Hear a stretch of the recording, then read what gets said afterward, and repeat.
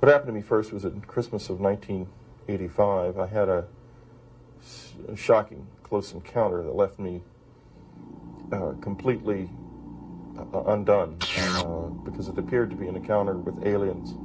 It was very violent and totally unexpected. Came into the middle of a life that was basically unrelated to the UFO phenomenon in any way. And I spent months trying to understand what had happened to me from a medical standpoint, and eventually concluded that it was unexplained. I was very frightened by it and began to go out into the woods in the middle of the night to confront those fears. The result of this was that the visitors returned to my life, and that began what has turned out to be a 10-year relationship with them. During that period of time, so much has happened outside of my experience. Along the lines of first the crop circles began to come, then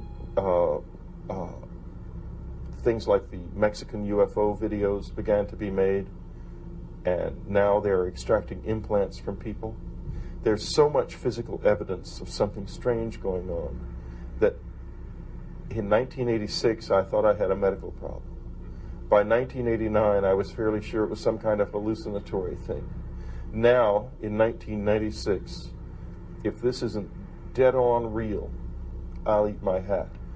Only I have one question left. Who's doing this? Aliens or people? I don't know the answer yet. But I think that the presence of implants like the one I have in my own earlobe means all bets are off. This is real. It's physical. But what is it? Okay, the first event that happened to me, I woke up in the middle of the night and I was awakened by the fact that I felt like I was in motion. And I turned out to be in a little room full of what looked to me like gigantic insects, which were peering at me. I thought it was a nightmare, and I kept trying to wake up from the nightmare, but the nightmare was happening while I was awake. I was not home in my bed anymore. I was in an entirely different place.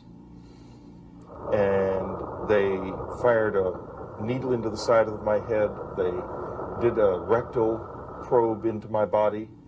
There was a voice, like an electronic voice, going, "What can we do to help you stop screaming?" It was an appalling experience. It was indistinguishable from real life, except as I understood real life at that time, it was something that couldn't happen. That was the first experience.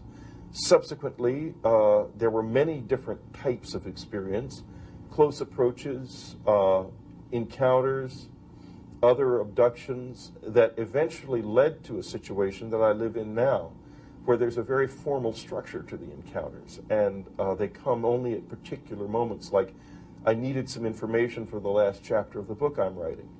I needed it from the visitors. There was no one else who could give it to me. There was an encounter, and I received the information I needed for the book. That's the kind of thing that happens now. In other words, it's become communication. At first, it was just dead-on attack. Now it's much more communicative. I wouldn't say it's pleasant, but it surely is interesting. And your state of consciousness at that moment is in the same domain we're in now? Yeah, I was just like I am now, except I was scared. I was just terribly scared. I couldn't understand what had happened to me. Where had they come from? What were they? Why did it look like that? My fear at that time, even while I was having the experience, was primarily not a fear of them, but a fear of the fact that I could not get out of this, because I thought I had become psychotic and that I could not escape from a hallucinatory horror. Of course, the thing is, it was not a hallucination. That's very clear to me now. It's been 10 years of questioning and searching for me to come to the point where I would say that. However, you can't not say that now. There's too much evidence that someone is here. Of course it was real. Can you kind of, on the Hopkins-Jacobs scenario? On the being abducted and put on a table? Can we talk a little bit about that? Well, I get letters from people who've had that and have the table thing as part of their thing, and the business about being a breeder and so forth, that's all got some substance to it, I'm sure, because we get so many letters about it. It's not the whole experience. It's a very complex experience. There's lots of different things happening to people besides that. But I think it's very valid to say that's probably part of it, yeah. Can you kind of extrapolate on that? I mean, about the variety of experiences that are being reported? Yeah, experiences range all over the lot. There are a lot of people who go different places in space-time or different places in time. There are people who encounter their own dead friends and relatives in the company of the visitors. There are encounters that appear to be related somehow to the psychology of the individual involved. There are sexual encounters that seem to have something to do not with breeding, but with some other kind of some other sexually related thing. There are straightforward breeder experiences where there are people who are having their sexual material affected in some way. I would agree with Hopkins and Jacobs about that. I think it's true. I mean, when I first started hearing about that, it hadn't happened to me, and I was very reticent about it because it seemed quite terrible. But I've met and talked face to face with people who have lived with this for years, and they're not lying. They're flat out not lying. We may not understand what that's really about, but it's very clear that what it looks like is that some kind of hybrids or something are being created by these people. That's what it looks like.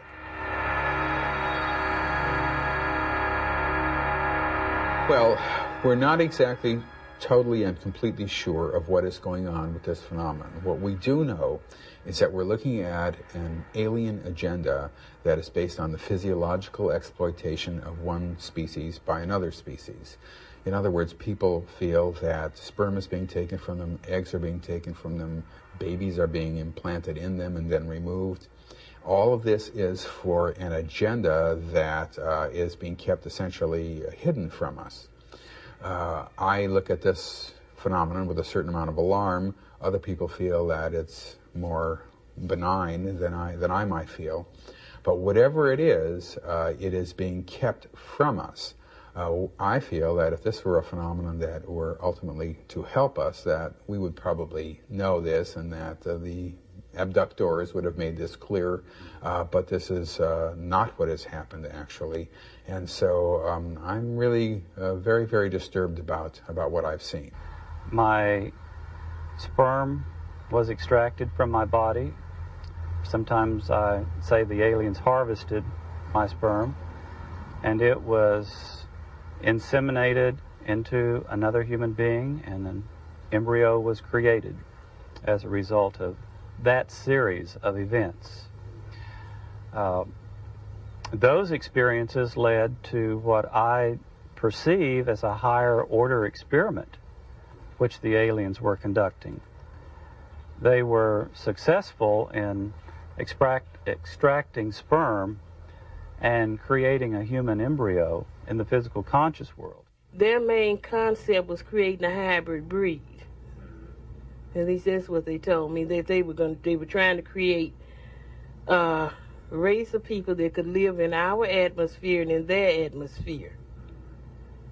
And they had not yet produced that person. Now, on another occasion, I remembered being shown a baby that really favored my grandson a lot. If you would, give it the slant eyes, they weren't as big as their eyes, but it looked human. And I knew that this was my child, and I wanted to take that child with me, but they said that it would not be able to live in this atmosphere. I've learned a big lesson in the past 10 years. If it looks like a wrench, call it a wrench, not a device. Call a spade in the thing. Until you understand another level of it, if it looks like they're making hybrids, let's say they probably are. Because this is so deceptive, this thing. You gotta stay with what it looks like. Keep it simple. Is hypnosis ineffective? I mean, it's a tool. Now, if it's used right, it's a good tool. But using it right is is something we really don't know enough about yet.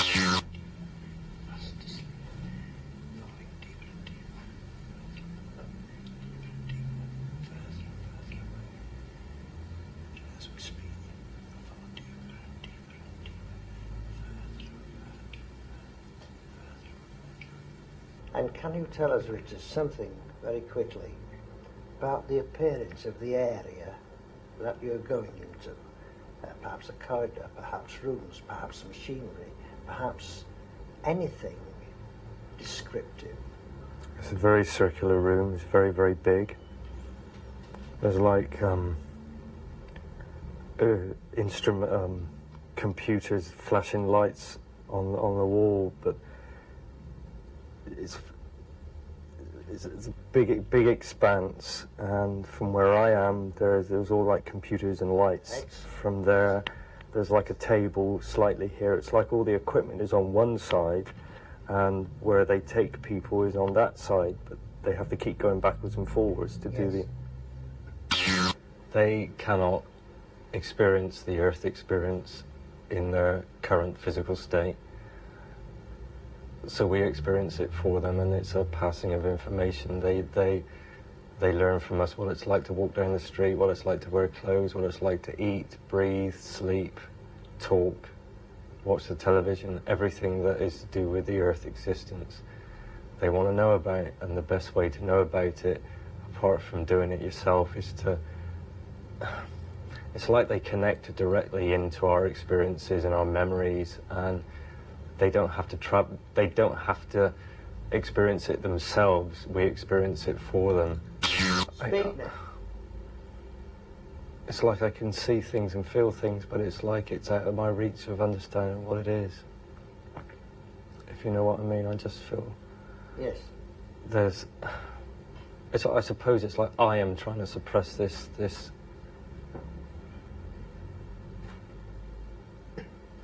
I can't. I can see it, but I can't formulate it in my head. I can't express it for you. I can't. Does it disturb you? Yes. It disturbs you. We'll leave it.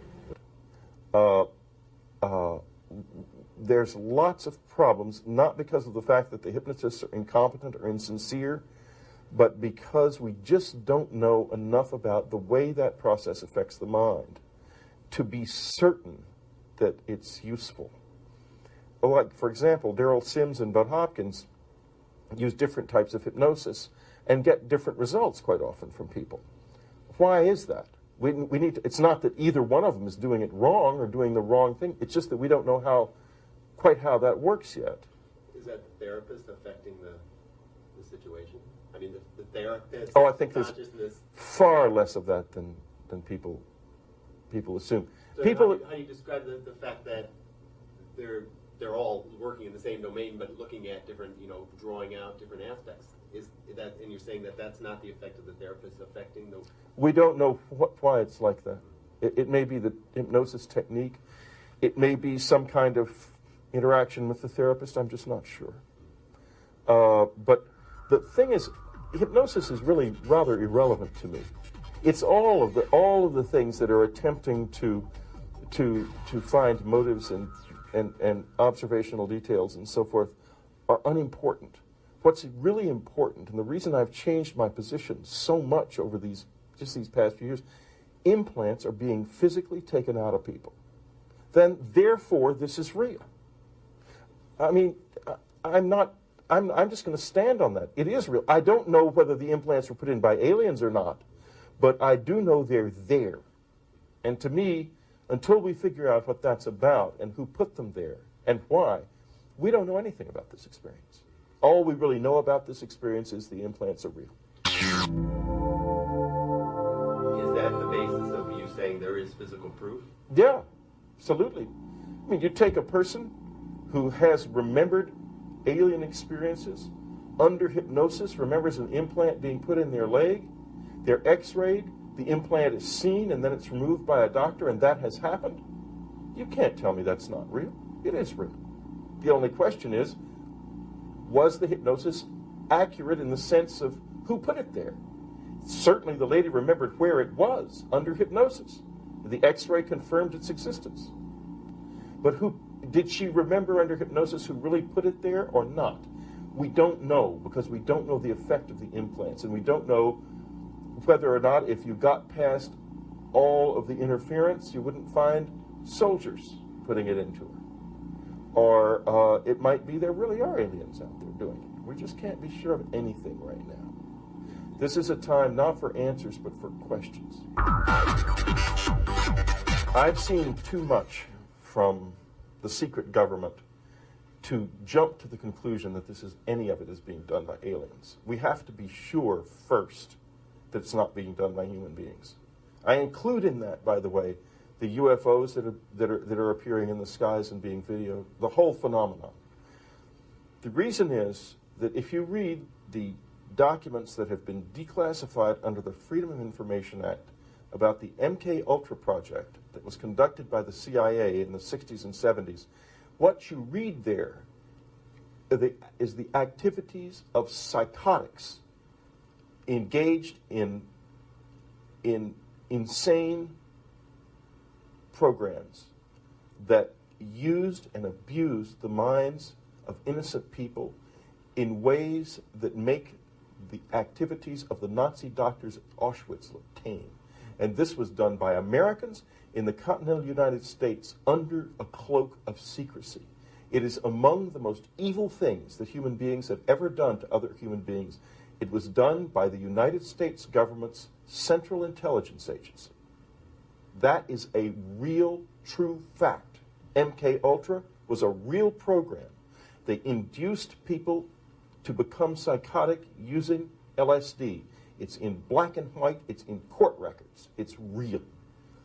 People who did something like that are capable of anything. The fact that those people remain concealed behind a barrier of secrecy from public scrutiny means that objects appearing in the human body in this country, implants that seem to have something to do with mind control, we have to investigate first the secret government. Second, we look for aliens. We've got a monster on our hands behind the cloak of secrecy. We've got to get rid of it. Our country has cancer. Our country's freedom is dying of the cancer. The cancer is called CIA, NSA, NRO, DIA. Those are the acronyms of the death of freedom. Yeah, the National Security Act. Yes. And what was it that kind of turned you around into looking at terrestrial origins of these encounters? Because I remember when this implant was put in my ear, and I saw the people who did it, and they were people, not aliens. Can we talk a little bit about the nature of the experience? I mean, sort of the structure of it. You refer to their hyper consciousness in the sense. Can we talk in that domain, the domain of consciousness? How it affects you, how their consciousness affects you? What's the nature of that experience? Okay, the other level of this is there is certainly a level of consciousness in this thing that is beyond the human. Whether that I'm talking about aliens or not, I don't know. I'm talking about something greater than mankind. And you tap into that consciousness every once in a while. And when you do that, you become free of time, for example. You begin to be able to move physically through time, which is, it seems impossible that someone would sit here and say, I have gone back in time. I have walked the streets of other days, but I have done it. I have absolutely done it. No question in my mind about it, it's true. And I know a lot of other people who have too. When this other level of consciousness comes into play, things change. I look at it this way. There's a dark, demonic, evil level of this thing. And there's also something very sublime connected with it. I want the sublime part, and I want the evil part away from me. But then that's all part of the experience, so how can you say that? I mean, you have to kind of accept both extremes, don't you? To get to the I don't think so. I don't think a good person has any reason to expect evil in their lives. Mm. But that's part of the experience. But okay, so then that's our own fear being projected through the experience? I wouldn't say into so. The experience? I've seen evil. I've seen evil things done. Mm. I think putting implants in people without telling them what it's about is evil. Mm. It may be, I don't believe that the ends justify the means. That's not the ethic by which I live. I don't do things that are evil in order to achieve a good end. If you can't achieve, if you achieve a good end by evil means, it's not a good end. So therefore, these things don't belong in us, but they're there. Can we talk a little bit about, let's talk about your book and the impact of your book. I mean, and also, you know, this idea that it's real fiction in a way. I mean, because most people don't have access to what you're discussing. I mean, in their Not own now, but they experience. will, believe me. Yeah, but in their experience, now they don't. So what was the response to your book, and can you kind of talk in that? Well, first of all, it's not a book. You're looking at a life. This is a man's life being written down in words and spoken on radio and television and in lectures and so on and so forth. It's a bunch of books. Communion, Transformation, Majestic, and Breakthrough, and then in next February, The Secret School. That's what it is, a whole life. What's the reaction to it? Well, frankly, at first there was a lot of skepticism. But every day that passes, more and more people are waking up to the fact that I'm onto something, that we are all onto something. The whole community of people involved in this are. We don't know what we've got yet, but we've got something by the tail, and it's beginning to buck and kick. I'm not going to let go of it until I know what it is. Absolutely not. Would you consider your experience as one of contact or abduction, or a mixture of both? Or can you make that? Oh, there's only distinction? been one or two real outright abductions where I have literally waked up in the presence of apparent aliens. Once or twice. Maybe 3 times. Mostly they've been much more in the nature of contact experiences.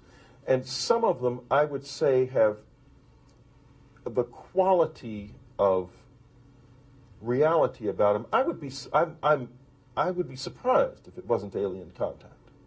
But as I say, until I know for sure what the government's been doing, I can't say that for certain. I've got to get that sort of static cleared out of the system first to be sure that it's not an illusion induced by some kind of psychotic government agents bent on creating a new religion or something. I mean, goodness knows what kind of lunatic nonsense they could come up with. But I will tell you this, that you want to find psychosis in our country, people in need of therapy. Go to the secret government and you will find people who desperately need to be on the psychiatrist's couch. The problem is, instead of being on the psychiatrist's couch, they have absolute power and the possession of unlimited sources of funds and technology of almost unbelievable potency. We've put psychotics in control of the most powerful weapons in the world. And then closed the door and said, go do this on your own. And crazy stuff is starting to come out of there, and we better watch it because we're in trouble. Is there a central message to your contact? And is that coming from human formed beings, or is there a presence that you... The central message of my life is that the human soul can come free and be free in this world. There is no reason in the world why we cannot understand who we truly are, why we are here, where we are going, while there is no reason why the average individual cannot be fully empowered to meet the cosmos on his own terms. We are incredibly powerful beings. The whole system that we live in drills into us that we're powerless, that we're weak, that our society is evil, that it's crime-ridden, etc., and so forth. It's all a big, fat lie. We are powerful, beautiful, extraordinary. We have to wake up to that, and when we do wake up to that, we're going to sweep aside the cancer that is eating our government. We're going to find out the truth about whether or not there are aliens here, and we're going to be able to learn to work with them productively if they are here. Now, is this part of the message that's coming from your... This is the message that comes from me. From you? I can't tell you that I've got a message from on high. I'm just an ordinary guy, and I don't get messages from on high. Any message that I come with, I evolved in my own being and mind. Are there let's talk a little bit about precedents. Is this part of a larger reality, sort of a hierarchy of beings? Where do your entities fit into that? I mean, can you... I can't explain it. I have no idea. I'm not even interested in hierarchies of beings. Hierarchies bore me, because that means that somebody's got to be on the bottom. And I don't believe in the bottom. I don't think it exists. This is a universe that's all tops. Where do these entities fit in that don't know. I know where I fit in. Where we fit in, that's what matters to me. In your book, you talk about that this is occurring in the domain of the mind, and this is a mental phenomenon in a sense, and you make the connection into their reality, with their sort of hyper-consciousness through the... Yeah, but when I wrote that, I didn't know about the implants. I didn't. This is a recent discovery, as far as I'm concerned, and I'm certain that mind control is involved, and I'll tell you why. In 1989, I had MRI scans done of 10 people who reported implants, including myself. The doctor and I read these reports. We looked at the MRI scans, and we concluded there were no implants in these people. About 2 weeks ago, I realized, after Dr. Roger Lear began taking implants out of people, that there was something wrong. So I opened up the archive and went back to the reports. And 2 of them have plain as day descriptions of classic implants in the heads of these people. Why didn't we know it? Why didn't we see that? I mean, anyone could see it. It doesn't even take a radiologist to see the things. They're described to a T, and you can see them in the MRI scans clearly. Also in 1989, a woman, Ruth Dagonet, had an implant removed from her body after her death, from her ear, from her left ear, the same place this one is. That was not studied by a single soul until 1995. Why not? Why didn't they take it directly from her body into a lab and study it? You could get you could get a basic study done of a thing like that for $200. It's not expensive. Somehow, nobody did it in 1989, even though there were at least 3 confirmed implants in existence then. Now, I don't think that there's any explanation for that except mind control. My mind was, in my opinion, affected in some way. And I'm here to say that we have lost 6 valuable years because we could have known about the implant 6 years ago and we didn't. Have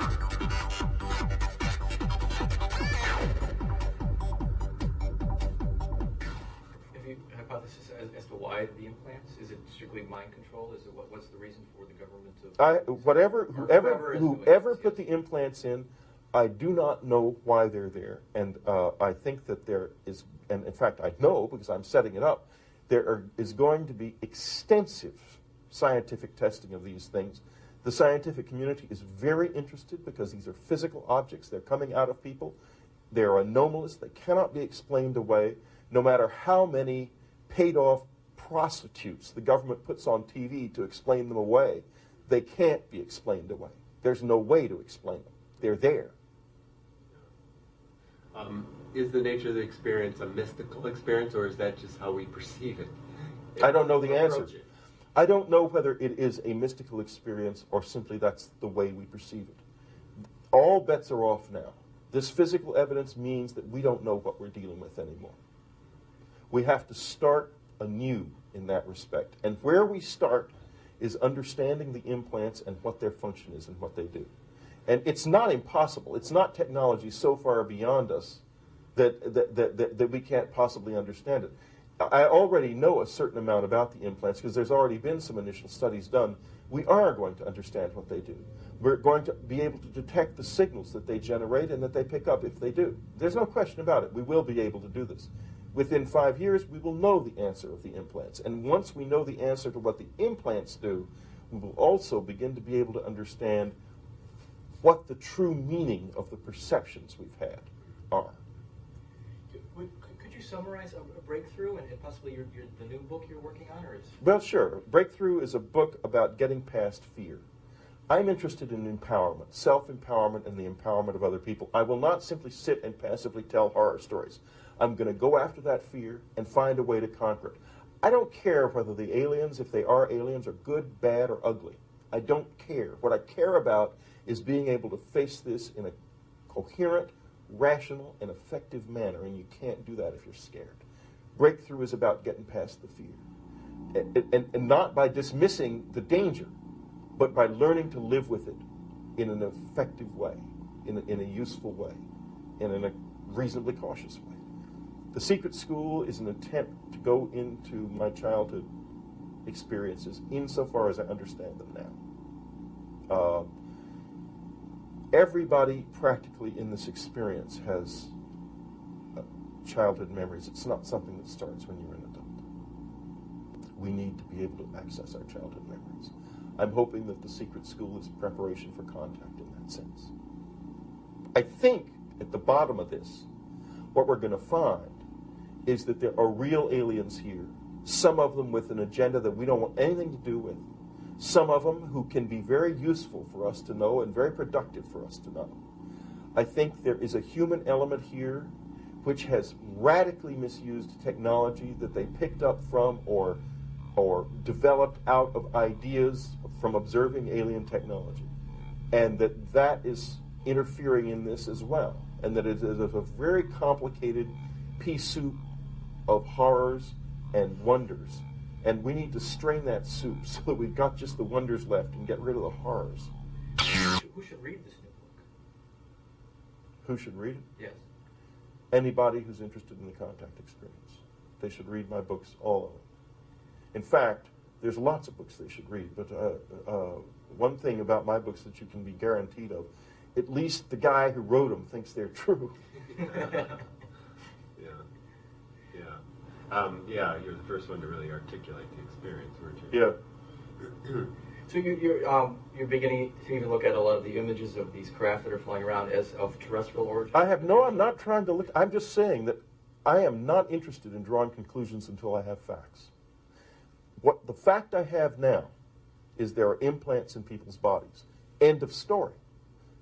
I have videos of UFOs. I have videos of another unknown phenomenon in the sky that we had just never noticed before that seems related in some way. Others are flashing past much closer. Those are much closer. That one. It looks like living creatures. We just don't know what this is. You'll see this slowed down and so forth, so you can look at it in detail in just a few minutes.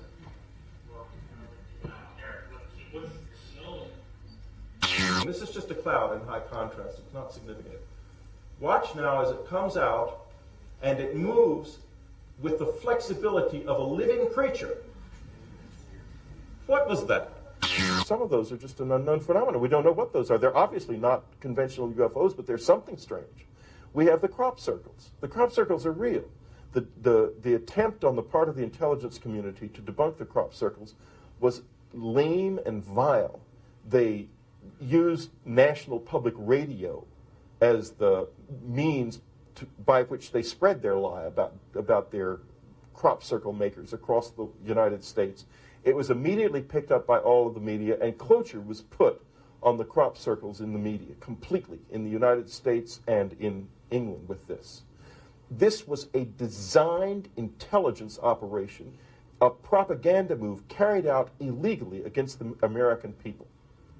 The people who did this, and I include in that the executives at NPR who made the decision to put it on the air knowing that it was not true, should be put in jail. They belong in prison. They violated the law. They committed felonies.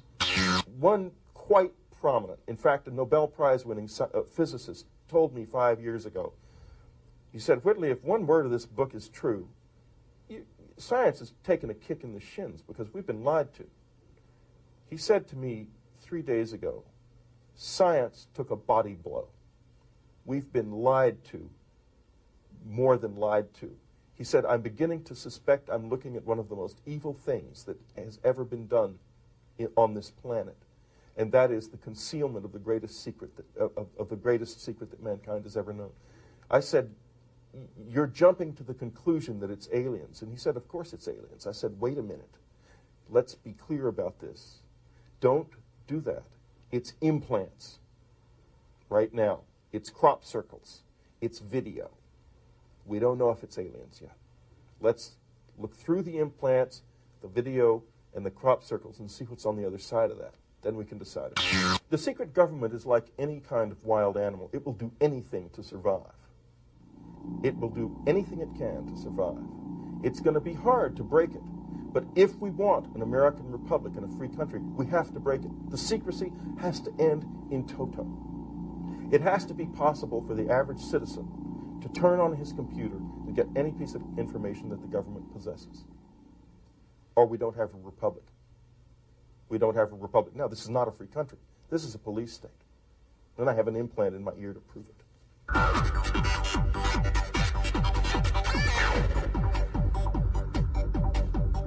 I only know this, that what I intend to do with this is is everything I possibly can to make it useful.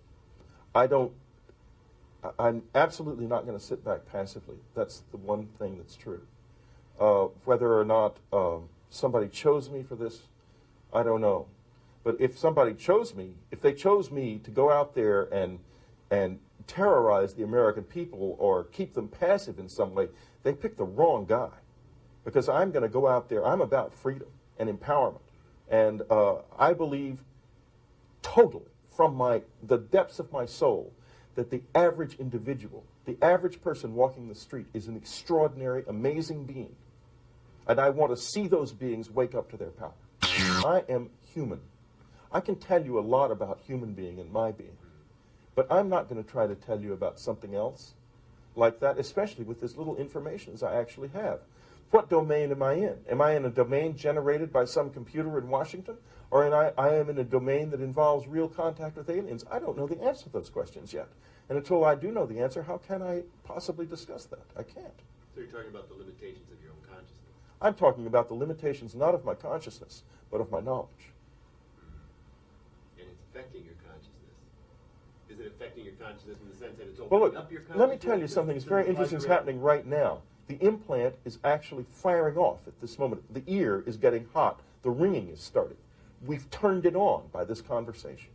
What we're talking about. What we're talking about right now, in the past few minutes, the past 5 or 10 minutes, it's turned itself on. It's on now. Now, isn't that amazing? That a man can sit here and tell you that right now the implant is functioning. We've learned that much about it just in the past few weeks, just since we found out they were there. What does it feel like subjectively? It's hot. The ear is hot. And there's a ringing sound. And in a few minutes, if it stays on, the ear will get very red because of the heat.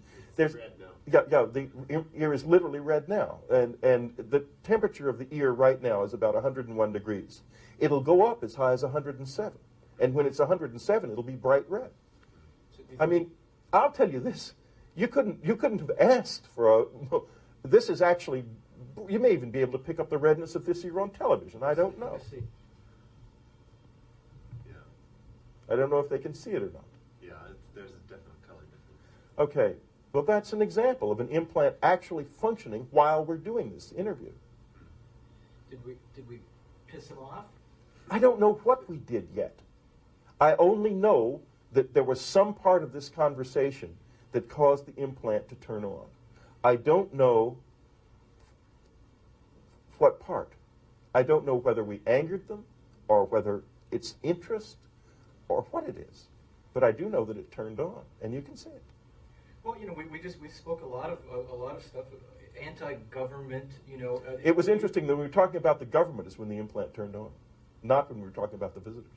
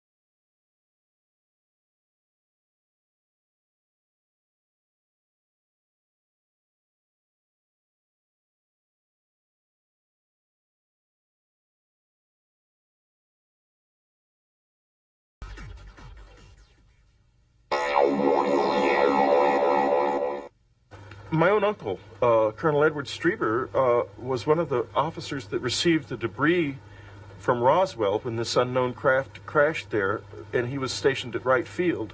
And part of his assignment was to find to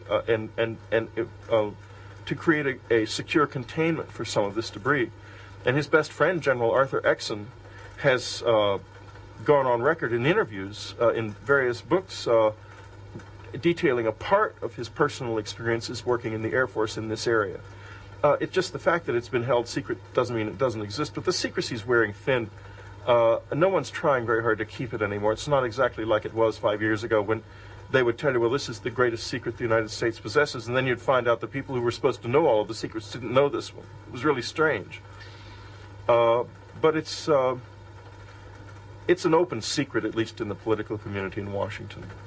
In fact, Colin Powell, I believe, in the last interview he gave before withdrawing from his candidacy, possible candidacy as president, said the next president will have to deal with the UFO issue.